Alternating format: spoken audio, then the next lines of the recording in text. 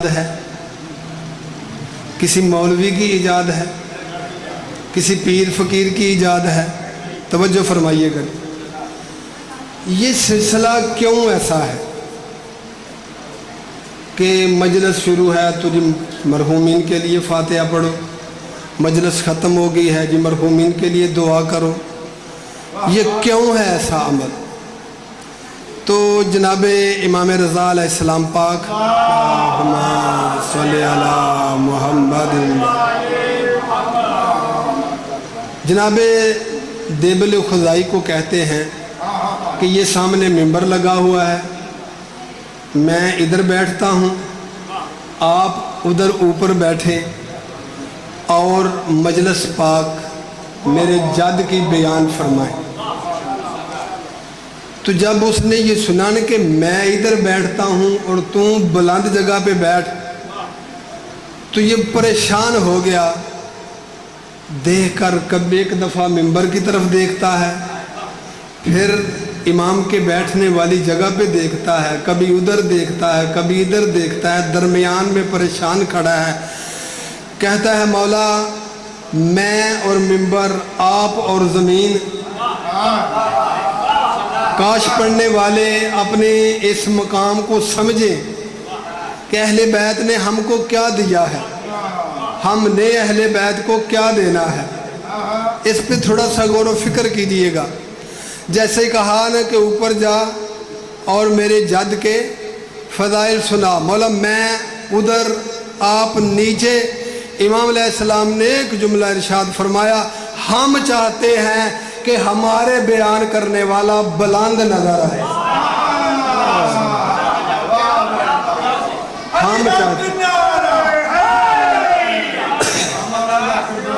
ہم چاہتے ہیں کہ ہمارے پڑھنے والا فضائل کو بلند نظر آئے۔ میں آپ میں سے بھی پڑھتے ہیں آپ، لیکن جگہ کچھ اور ہوتی ہے، آپ کبھی گھر والوں کے پاس پڑھتے ہیں، کبھی دوستوں کے پاس پڑھتے ہیں، کبھی ڈیرے پہ پڑھتے ہیں، پڑھتے آپ بھی ہیں، تو اس وقت آپ کا بھی رتبہ پڑھنے والوں میں ہوتا ہے۔ تو کبھی امام کے اس جملے پہ غور کیجئے گا کہ امام کیا فرماتے ہیں کہ ہم چاہتے ہیں ہمارا فضائل کو پڑھنے والا بلند نظر آئے، تو پھر صرف منبر پر ہی بلند نہ نظر آئے، ہر میدان میں اسے بلند نظر آنا چاہیے۔ کردار کا میدان ہو تو بلند نظر آئے، علم کا میدان ہے تو بلند نظر آئے، شہادت کا مقام ہے تو بلند نظر آئے۔ توجہ فرمائیے گا۔ اور جیسے ہی یہ لڑکھڑاتے ہوئے قدموں کے ساتھ منبر پہ آیا نا، تو ابھی یہ کچھ کہنا چاہتا تھا، تو کہتا ہے مولا میں ذکر پاک کی ابتدا کیسے کروں؟ توجہ ہے جی جناب، میں اس ذکر پاک کی ابتدا، کہ چونکہ ابتدائی مجلس ہے لہذا میں نے اسی عنوان کو آپ کے لیے انتخاب کیا ہے کہ مولا میں کیسے کروں؟ تو امام نے فرمایا کہ آپ فاتحہ دیں۔ مولا وہ فاتحہ میں نے کیا کرنا ہے؟ امام فرماتے ہیں سورۃ فاتحہ مرحومین کے لیے تلاوت فرماؤ۔ یہ کسی پیر فقیر کا عمل نہیں ہے، یہ میرے مولا امام رضا علیہ السلام کا بیان کردہ عمل ہے۔ تو امام علیہ السلام کو دیکھ کر کہتا ہے مولا میں سمجھا نہیں کہ میں تو ان کے لیے پڑھنا چاہتا ہوں، آپ کہہ رہے ہیں مرحومین کے لیے پڑھو، مولا کہ ایسا عمل کیوں کروں؟ امام علیہ السلام دیکھ کر فرماتے ہیں یاد رکھ ہمارے اس دروازے پہ تو تنہا نہیں آتا، تو اکیلا نہیں آتا، تو مردہ آباد بے شمار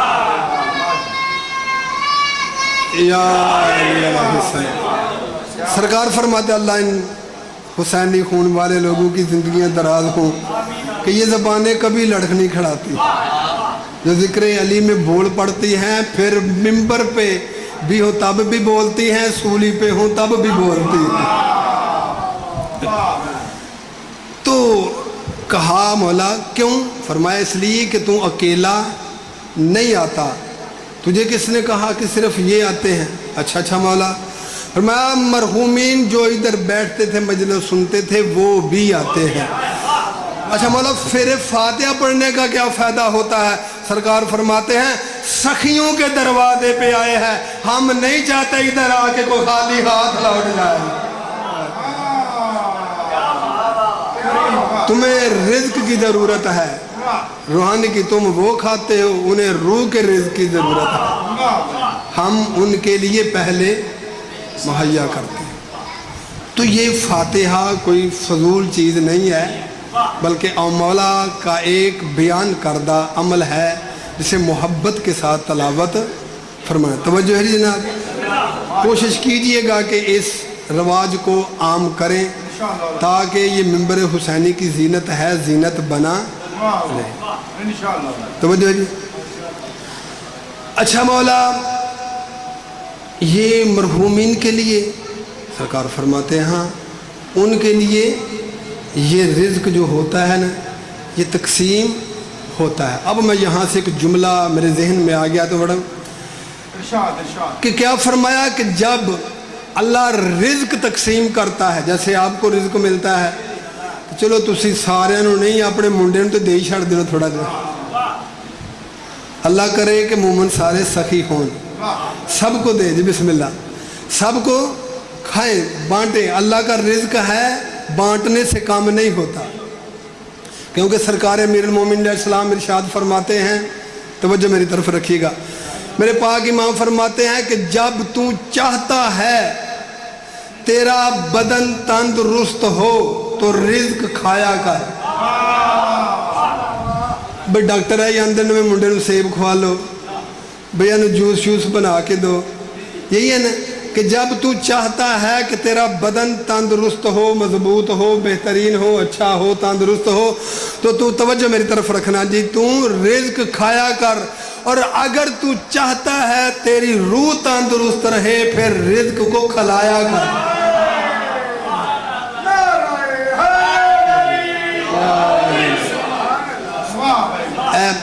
کئی ساڑھے مومن لڑ کے لنگر لین دینے، وہ جناب بڑی شفا ہے، وہ اللہ دے بندے ہو جے کھان چے شفا ہے تو پھر کھوان چے کڈی ہوئے تھی، کھوان دا بھی سلیقہ توجہ ہے جی۔ بہرحال یہ رزق ان کو بھی ملتا ہے، ہم نہیں چاہتے کہ ہمارے دروازے سے کوئی خالی ہاتھ جائے، یہ سب کے لیے رزق کا اہتمام ہوتا ہے۔ اچھا اب میں آپ لوگوں سے ایک سوال کرنا چاہتا ہوں، جب آپ مریض ہوتے ہیں تو آپ کو بندہ مرغا روسٹ کر کے دے، آپ کی طبیعت کھانے کو چاہتی ہے، ڈاکٹر کیا کہتا ہے انو کھچڑی دو، کوئی نرم غذا دو۔ اس کا کیا مطلب ہے کہ جیسی بندے کی کیفیت ہوتی ہے ویسا اس کو رزق دینا چاہیے۔ میرے سے سب سے پہلے میں اپنے آپ کو شمار کرتا ہوں، جو میرے سے لے کر جتنے بھی صاحبان بڑے چھوٹے جو آپ ABCD کلاسیں دیتے ہیں، سب کی ذمہ داری بنتی ہے کہ سب سے پہلے وہ قوم کی نبضوں کو چیک کرے کہ بیماری کیا ہے، دوائی کیا دینی۔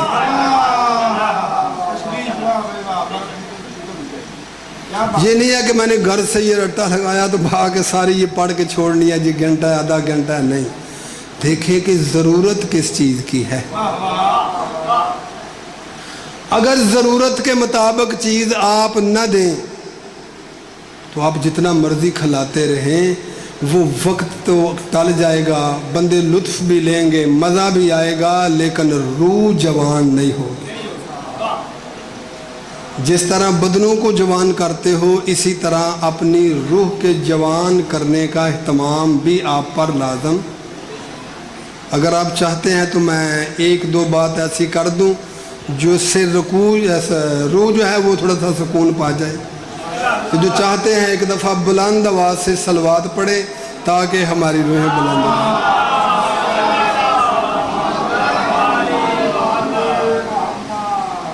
یہ پہلا عمل ہے جو آپ نے کیا ہے، جب سمجھتے ہو کہ گناہ کر کے میری روح جو ہے وہ خراب ہو چکی ہے، مر رہی ہے تو کثرت سے آل محمد علیہ السلام پر درود پڑھا کرو. یہ آپ کے روح کی غذا ہے.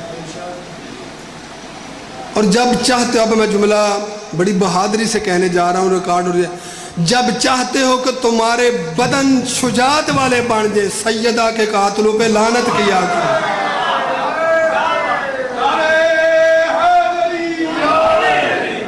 یہ اندر کا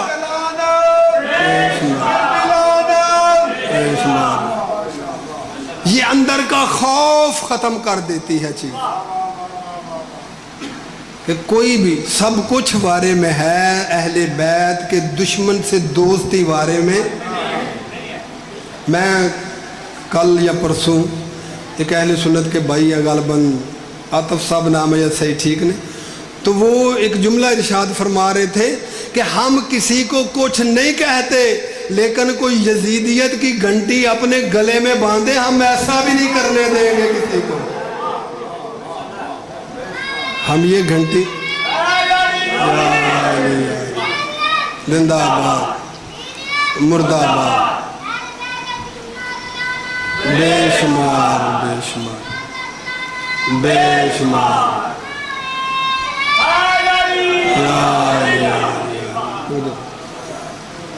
اور یہ جو ذکر اہل بیت علیہم السلام آپ سنتے ہیں کرتے ہیں، یہ ضروری نہیں ہے کہ ایک بڑی مجلس کا اہتمام کیا جائے تو تبھی مجلس ہوتی ہے. نہیں، بس آخری لمحات ہیں میرے، میں نے آپ کو پتہ بھی نہیں چلنا تو میں نے ختم کر دینی ہے بات کو، کہ یہ جو ذکر یہ بہت بڑی جگہ ہے. پہلے ابھی تو یہ سلسلہ ختم ہو گیا نا، آپ نے دیکھا ہوگا کہ ایک سفید چادر یا کوئی ایسی چیز ممبر کے سامنے یا ادھر ادھر لگائی جاتی تھی پہلے، خصوصاً انڈیا میں. توجہ فرما رہے، بس 2 منٹ اس سے زیادہ نہیں ہوں گے، پریشان نہیں آپ نے. یہ چادر بچھائی جاتی تھی. جب یہ مجلس امام کے دور میں برپا کی گئی تو اس نے اپنے عقیدت کے اظہار کے لیے پاک امام زین العابدین علیہ السلام کے لیے چادر کو بچھایا. اللہم صلی علی محمد وآلہ. اب لوگ آ رہے ہیں، جگہ چھوڑ کے بیٹھتے جا رہے ہیں. جیسے ہی لوگ بیٹھے، اب اس نے یہ جگہ رکھی ہے، سب کو کہہ رہا ہے بھی ادھر نہیں بیٹھنا، ادھر میرے امام پاک نے بیٹھنا ہے. توجہ فرمائیے گا، ادھر میرے پاک امام نے بیٹھنا ہے. جیسے ہی کان امام سب لوگ ادھر ادھر بیٹھے، تو اب چونکہ اردو کی کمزوری ہے، میں نہیں کہتا کہ جہاں لوگ اپنے جوتے اتار دیتے ہیں اس کے قریب وقت کا امام بیٹھ گیا. اب سمجھیے کہ مجلس کے آداب کیا ہوتے ہیں، مجلس کا مقام کیا ہوتا ہے. اسی کو بس اس سے آگے نہیں میں کچھ کہتا، کہ کیونکہ پاک خاندان ہے اور بڑا عزت کے قابل ہے. بس یہ بھی میں معافی مانگ کے اپنے مولا سے اتنا جملہ کہہ دیا کہ وہاں بیٹھ کے جہاں ہم بیٹھنا پسند نہیں کرتے. تو وہ ادھر ادھر دیکھتا رہا. جیسے ہی اس کی نگاہ پڑی تڑپ گیا، جلدی سے مولا میں نے آپ کے لیے تو وہ جگہ کی ہے، مولا آپ وہاں بیٹھے، مولا آپ وہاں بیٹھے، مولا آپ وہاں بیٹھے، مولا آپ ادھر کیوں بیٹھ گئے ہیں؟ فرمایا آگے جگہ خالی نہیں ہے، میں کہاں بیٹھوں؟ مولا بھی تھوڑے لوگ ہیں. فرمایا تو اپنی نگاہوں سے دیکھ رہا ہے، میں وقت کی حجت اپنی نگاہوں سے دیکھ رہا ہوں. یہاں جگہ نہیں ہے اس لیے مجھے یہاں پہ بیٹھنا پڑا. تو مولا میں نے وہ آپ کے لیے مسند لگائی ہے. فرمایا تیری بڑی مہربانی، اگر مسند میں جگہ خالی ہوتی میں ادھر بیٹھ جاتا. مولا ادھر تو کوئی نہیں ہے. امام فرماتے ہیں آنکھیں جھکا، وہاں میری دادی سیدہ بیٹھتے ہیں، وہاں وہ بیٹھتے ہیں جس کی آمد پہ کائنات کی رحمت اٹھ کے کھڑی ہو جاتی تھی. یہاں وہ بیٹھتی، ادھر کسی کو بھی نہ بٹھانا. میں سب کے آگے دست بستہ گزارش کر رہا ہوں، مجلس میں آئیں بس اتنا سوچ لیں کہ ہم کس کے گھر میں جا رہے ہیں، ہم کس کے سامنے بیٹھے ہوئے ہیں. یہ ذہن سے نکال دے کہ ہمیں کوئی دیکھنے والا نہیں. देखने वाले हैं, लेकिन एक बात याद रख, अगर तू नामुनासिब तरीके से बैठा हो फिर घर जाकर सोचना सैयदा आज तुझसे कितना नाराज हो के गई हो। मजलिस सैयदा को नाराज करने का नाम नहीं है, सैयदा को राज़ी करने का नाम। आप किसी की फातिहा पे जाते हैं ना, अभी जाके आप बैठते हैं, घर वाले आपका इस्तकबाल करते हैं, आप हालात पूछते हैं, जैसे ही आप मुनासिब माहौल समझते हैं आपके मुंह से एक जुमला निकलता है फातिहा। पढ़ते हैं, जहाँ मैंने शुरू किया वहीं छोड़ दिया। क्या कहते हैं? फातिहा। अभी आपके मुंह से लफ्ज़ फातिहा पूरा मुकम्मल नहीं होता, लोगों के हाथ उठ जाते हैं। ऐसे ही है, आप भी तो आज पुरसा देने के लिए आए हैं। जिसने ये आपको पुरसा बचा के दिया है ना, जब आप किसी के यहाँ जाते हैं आपके हाथ उठ जाते हैं। जब वो भाई की मैयत पे आई तो उसके हाथ ना उठ सके, उसके हाथ पसे गर्दन बंधे हुए थे। रो रो कर यही कहती थी, भैया नाराज ना होना, तेरी बहन बड़ी मजबूर है। भैया मुझ पे रंज ना होना, मैं तुझे जी भर के रो न सकी। जब सैयदा फातिहा शाम का मैयत कब्र अतहर में उतारा, तलकीन पड़ी जा रही थी, ने पूछा न तेरा इमाम कौन है? अली का नाम लिया, फिर पूछा हसन का नाम लिया।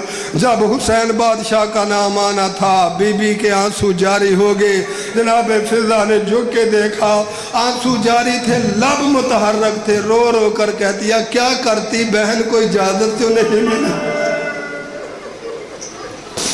अजरुकुमुल्लाह। भैया मुझे रोने की इजाज़त नहीं मिली। मुसलमानों ने लूटा ही कुछ इस अंदाज से था कि इनको रोना ही भूल गए। मुझे एक दर्द याद आ रहा है, अगर आपकी इजाज़त हो तो मैं पढ़ दूं। जब करीमे करबला खयाम से आखिरी विदा कर रहे थे ना, इधर विदा हो रहा था, उधर अपनी बेटी जनाबे सैयदा ताहिरा फातिमा कुबरा को बुलाया, अपने पास बुलाकर कहा मेरा बेटा एक दफ़ा अपनी रिदा को दुरुस्त करो। शरीयत के मुहाफ़िज़ पाबंदी करने वाली बीबी अपनी रिदा को दुरुस्त किए। इमाम ने आवाज़ से एक टुकड़ा फाड़ा, अपनी बेटी के सर पे बांध दिया। मैं बताना चाहता हूँ मुसलमानों ने लूटा किस तरह से। जैसे ही बांधा ना, बड़े गरीबाना अंदाज से बाबे को देख कर कहती है बाबा जान, ये जो आपने अमल किया है ना, ये मस्तूर के पर्दे में ना वाजिब है ना मुस्तहब है। बाबा ये अमल आप क्यों कर रहे हैं? ना वाजिब ना मुस्तहब है। इमाम रो कर कहता है मेरा बेटा, कभी मुश्किल वक्त आ जाता है, मस्तूर को भागना पड़ता है, कभी मस्तूर को भागना पड़ता है। मेरा बेटा मेरा दिल चाहता है अगर कोई ये मुश्किल वक्त आ जाए तुम्हारे सरों के सर से रदा ना उतरे। लेकिन जालिमों ने इस अंदाज से लूटा था कि जब ये बीबी के पाँव में पाजेब देखी, रोशनी में चमकी, जालिम पीछे चला, बीबी ने कदम तेज किया, ये जालिम और तेज चला, बीबी ने कदमों को और तेज किया, ये जालिम बढ़ता जा रहा था, बीबी कदमों को तेज करती जा रही थी। इसने कहा कहीं बीबी दूर ना निकल जाए। इस जालिम के बच्चे ने नेज़ा उठाया, बीबी की पूंछ पे मारा, बीबी पाक जमीन पे आई, जमीन को बोसा दिया। हाके करबला पे बीबी का उतरना था, ये जालिम ने पाजेब को उतारा, ये चादर लूट के ले गया। जब शामे गरीबा का वक्त डला, बीबी आलिया फातिहा शाम आप सुनते रहते हैं बच्चों को तलाश करते जा रही थी। देखा कि मेरा बेटा मुंह के बल ज़मीन पे सोई हुई है। बीबी ने शाना हलाया, नहीं जागी, बीबी ने तलिया मली है। जब होश आया ना, एक ही जुमला फरमाया, फूफी अम्मा मुझे चादर दो, फूफी अम्मा मेरी रदा कहाँ गई? फूफी अम्मा मैं हुसैन बादशाह की बेटी हूँ। फूफी अम्मा मेरी चादर का बंदोबस्त कर दो। जब ये कहा न मेरी चादर का बंदोबस्त कर दो, साहबे बहार वाले लिखते हैं सैयदा फातिहा रो पड़ी, रो कर कहती है अम्मा तो के मिसलो के, ओ मेरा बेटा तेरी फूफी भी तेरी मिसल हो, मेरा बेटा तेरी फूफी की चादर भी उतर गई। आखिरी पुरसे का जुमला है। बस इज्जत वाले एक सवाल है, मुझे उसका जवाब देना है कि आप सफ़र पे जाते रहते हैं, मुझे बताएं जब सफ़र के लिए सवारी पे सवार होते हैं सबसे पहले किस चीज़ का सहारा लेते हो? हाथों का। जब सवारी से उतरते हो किस चीज़ का सहारा लेते हो? हाथों का। जब भी आप छोटा हो या बड़ा हो, मर्द हो या मस्तूर हो, अल्लाह मस्तूरों के पर्दे सलामत रखे, बीमार हो या सेहतमंद हो, मर्द हो या जवान हो, जो भी है, जब भी सवारी पे सवार होता है सबसे पहले हाथों का सहारा, जब भी उतरता है सबसे पहले हाथों का सहारा। हाय गुर्बत फातिहा शाम बीबी की जब भी सवार होती थी हाथ उस वक्त भी बंधे होते थे, जब उतरती थी हाथ उस वक्त भी बंधे होते थे, मुंह के बाल ऐसे गिरती थी जैसे अब्बास गिरते थे। पढ़ने वाले ने यह जुमला पढ़ दिया, मौला ने तड़प कर कहा मौला अब्बास की मजबूरी थी, मौला के बाजू नहीं थे इसलिए मुंह के बाल गिरते थे। अली की बेटी क्यों गिरती थी? उसके तो बाजू सलामत थे। कहा बाजू तो थे मगर थे बंधे हुए। रो कर कहती थी भैया मिल गई इजाजत, तेरा चहलम मनाऊंगी, दुनिया को बताऊंगी हुसैन आज भी जिंदाबाद है। अल्लाह